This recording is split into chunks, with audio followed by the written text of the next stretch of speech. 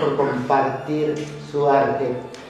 La congregación es una congregación antigua acá, ya tiene 180 años de iniciada. Este templo que nos alberga, 170, fue construyéndose con mucho sacrificio y mucha ilusión. Es una congregación protestante de tradición luterana.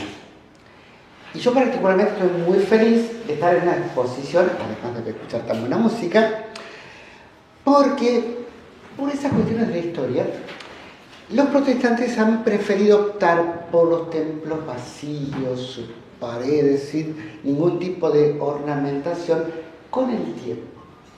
Se dio mucha preponderancia a la lectura de la Biblia y se desarrolló muy fuertemente algo que se suele llamar lectio divina. Lectura divina, se lee y se medita. Pero de a poco estamos empezando a descubrir la imagen divina. Contemplar una obra plástica, una obra artística, una pintura, una escultura, y también dejarnos inspirar, motivar porque nos presenta ese trabajo. De a poco, a diferencia de otras tradiciones cristianas, nos hemos perdido mucho tiempo y estamos aprendiendo, y por eso muy felices que hoy podamos algunos ejercitarnos en esto. Y agradecerles también sus palabras, porque creo que una cosa que a veces las líneas más, digamos, de línea católica y ortodoxa han perdido la centralidad de la homilía, del sermón, que es parte de eso que usted mencionaba, el lecto divino. Hay que escuchar, es la memoria también, es tan importante que ahora como que queda de lado la memoria. Ni siquiera a los niños hoy se les enseñan a estudiar de memoria las poesías, nada por el estilo. Y el oído, en una época en que la gente no sabía leer, era fundamental. Y la gente recitaba de memoria pasajes bíblicos. Y eso se ha perdido mucho, salvo por las líneas más luteranas y evangélicas que hacen fuerza en eso, en la voz de Dios. Es una voz de Dios que está plasmada en el Santo Evangelio. Así que le agradezco también sus palabras. Bueno, un poco para los que no nos conocen, nuestra iglesia es una de las tantas iglesias del exilio en los tiempos de la Rusia comunista, que el año que viene va a cumplir 60 años de su existencia. Un emigrado bielorruso en menos persecuciones llegó a los Estados Unidos y fue albergado, recibido por un sínodo que se llama la American Orthodox Catholic Church, de la cual, Monseñor, por favor, se puede acercarse. Monseñor es una de las autoridades que es heredero de ese antiguo sínodo que se estableció en los Estados Unidos y que recibió justamente a mucha gente que venía del exilio y también de otras iglesias que estaban en esa época también por conflictos posteriores a la Segunda Guerra Mundial. Entonces, ¿se acuerdan? La Unión Soviética avanzó sobre el resto de la mitad de Europa, entonces hubo otras iglesias que marcharon al exilio. Los serbios en el exilio, albaneses en el exilio, Serbia en el exilio, o sea, una gran cantidad. Y ese sínodo, del cual nosotros provenimos y que él sigue esa línea que llegó a la Argentina por el año 1981, creo que fue. Y bueno, y hoy nos encontramos también trabajando en conjunto y unificando aquellos que llegamos a América. Bueno, no llegué, nosotros somos de línea vasca, ¿no? O sea, venimos mucho antes.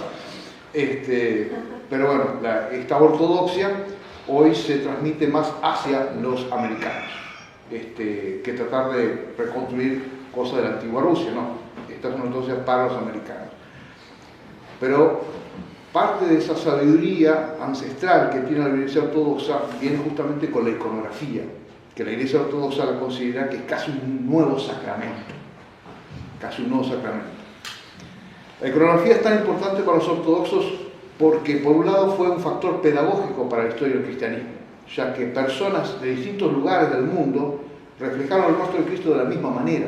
O sea, uno que estaba en los desiertos de Siria, otro que estaba en Roma, otro que estaba perdido por Siberia, el mismo rostro de Cristo era dibujado, el mismo rostro de la Virgen María era dibujado. Y a pesar de que surgieron distintas escuelas iconográficas, que ahí el padre nos va a contar, porque también está influido por distintas escuelas según el icono, y es como que teológicamente se dice que el ícono es un prototipo del arquetipo que está en los cielos. O sea, es el intento de tratar de encontrar ese elemento divino que existió, obviamente, primero la manifestación de Cristo, María, pero también la importancia de los santos para nosotros, que son guías dentro de lo que es una vida ejemplar en este mundo.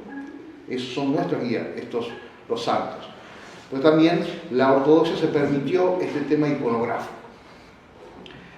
Y bueno, y nuestra iglesia, que es pequeña, sobre todo acá en Argentina, no tiene muchos años, ha tenido la bendición de tener una persona como el reverendo Padre Ángel, que ya viene hace muchos años trabajando en muchas ramas de la cultura, en el ámbito tocando piano, ha tocado en el Teatro Colón, ha compuesto un montón tiene su propia ópera criolla, misa criolla. La misa.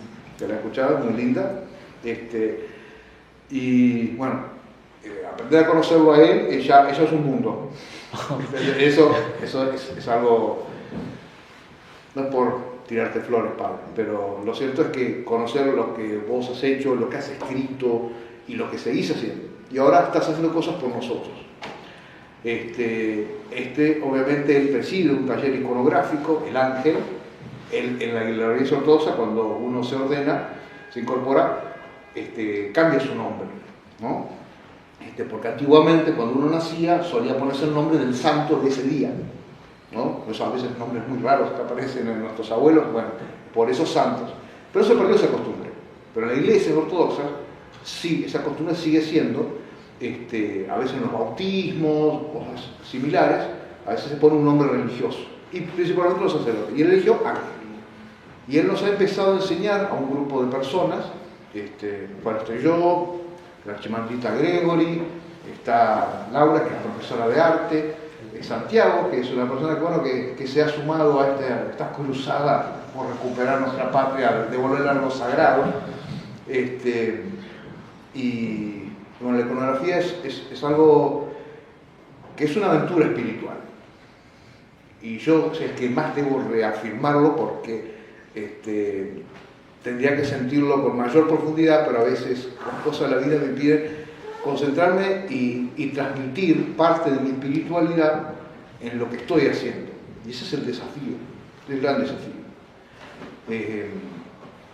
Que si algún día todos pueden tener esa oportunidad, porque se vuelcan parte de ustedes mismos en la iconografía, es su relación con Dios que van llevándola. Y bueno, y a veces no es fácil. Yo no me considero en este momento que tengo mis propios conflictos para tratar de abrirme y entrar en la imagen y que ésta me secuestre, ¿no? Y diga, bueno, sos mi prisionero, ahora me terminas bien esta imagen. Me cuesta. El padre me decía y me retaba, estaba con el celular atendiendo y me estaba pintando de cosas. No, así no se hace. Bueno, ¿qué más decir? Solamente que aquí el padre le voy a pedir que en algunas cosas nos cuente de algunos íconos que él principalmente ha hecho y que algunos son originales, pues eso también es algo importante de mencionar. La iconografía muchas veces se trata de repetir ciertas obras que son obras maestras, ¿no? de la iconografía histórica, de siglos y siglos. Y hay leves variaciones. Pero hay otros que son originales. Y esto es importante. La Iglesia considera que existe una inspiración del Espíritu Santo, de cómo se logró que distintas personas de distintos lugares del mundo llegaran a una misma imagen en común. De pronto nos cruza decir, pero pará, vive a 2000 kilómetros de distancia y pintó algo similar, en el rostro y todo. ¿Cómo es posible eso? Entonces se entiende que es el Espíritu Santo que nos ilumina, que nos guía a nuestras manos para llevar esta obra que es pedagógica para el mundo. Pedagógica en el sentido de aprender y espiritual, en el sentido de acercarse. Todos estamos siguiendo, tratando de hacernos un San Jorge, y San Jorge estaba en un caballo, en una lanza, en un dragón, seguimos eso mismo, habrá breves variaciones. Pero hay otros que se animan a hacer algo más, porque el que lee, porque no hay iconografía si no se lee, porque hay que leer la historia del santo, y ahí les va a contar que ahí él introduce ciertos elementos, algunos iconos que están mencionados en lo que se lee, pero no en lo que se representa iconográficamente. Y entonces algunos hacen ese salto de fe e introduce ese elemento en el icono. Cuando yo nací, creo que no lloré. Yo nací cantando, porque canto, soy músico, y antes de escribir ya dibujaba. Por eso creo que en la escuela me dieron un diploma por dibujar, desde muy pequeño, por pintar. Y en la primera iglesia que yo asistía, esta es una anécdota, creo que los más cercanos a mí lo conocen, yo me quedaba en la iglesia, siempre tuve la vocación. Entonces el sacerdote, el padre Osvaldo, veía que todos se iban y yo me quedaba ahí sentado. Entonces, bueno, me hizo pasar a la sacristía. Y él estaba ocupado preparando todas las cosas y Jorge no se iba. Entonces un día sacó de un cajón cartulinas. Pónete a dibujar. Había comprado los crayones y ¿qué voy a dibujar? Bueno, sé la Virgen de Fátima. Yo sí la Virgen de Fátima. Aquí está. Entonces él ponía iglesia, Nuestra Señora de Fátima, les decía Feliz Navidad y iba poniendo todas las tarjetas para ir regalando. Y al día siguiente, ¿qué tengo que hacer? Hacer a Santa Rosa. Y así era Santa Rosa de Lima y así iba haciendo todos los santos y iba dibujando. Y me daba cuenta que a mí me gustaba. Con Santa Rosa fue que un día el padre Osvaldo estaba ocupadísimo. Yo le llevé, mira, le faltan más rosas en la cabeza. Entonces me fui preocupado a la casa de una de mis tías, ayúdame a dibujar rosas. Y mi tía estaba en ese momento con el novio. ¿Qué pasa, Elena? Le dice, no estoy ayudándolo a mi sobrino, le dice ella con las rosas. Bueno, me ayudó y al día siguiente llego a la iglesia con la Santa Rosa y tenía una torre de rosas directamente. Creo que por algún lugar quedó esa tarjeta. Pero en el barrio corrían las estampas que yo hacía con mis dibujos originales. Así que en la misa cantaba todo el tiempo y dibujaba. La vocación siempre la tuve. Bueno, cuando empecé con la iconografía, generalmente las escuelas rígidas que tienen poca experiencia buscan copiar y copiar y copiar. Entonces uno va a una exposición de iconos y uno ve determinado icono que es idéntico al otro. Uno ve el primero y los demás son absolutamente iguales. Nunca acepté esto porque soy artista. Entonces cuando empecé mis iconos, yo no quería que sean iguales a otros que ya estaban. Busqué mis propios colores, ustedes lo van viendo, y cuando hicimos el taller, cuando comenzamos el año pasado, yo no quería que hagan reproducciones. Quise que cada uno vaya descubriendo su veta artística. Por eso, si ustedes van recorriendo, ningún Pantocrátor o Madre de Dios o el icono que sea se parece al otro. Cada uno tiene el toque de personal de ellos, incluso sus propios colores. Muy poco les he ido guiando. Laura directamente, ella es una artista, es una colega, no tuve que hacer nada más que dejar que ella siga con su creatividad. Tenemos mucho para seguir haciendo. Estamos evangelizando a través de la iconografía, a través de la imagen, de la belleza. Estamos cantando y creciendo como iglesia. Como los profetas lo han sostenido. Como los apóstoles han enseñado. Como la iglesia lo ha recibido. Como los maestros han dogmatizado. Como la gracia ha mostrado. Como la verdad ha revelado. Como la falsedad se ha disuelto. Como la sabiduría ha presentado. Como Cristo ha conferido.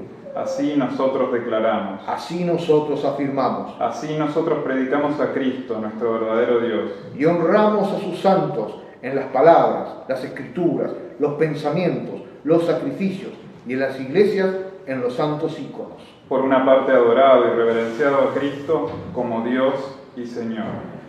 Y por otra honrado, como los verdaderos sirvientes del mismo Señor de todos y ofreciéndoles, por lo tanto, veneración. Esta es la fe de los apóstoles. Esta es la fe de los padres.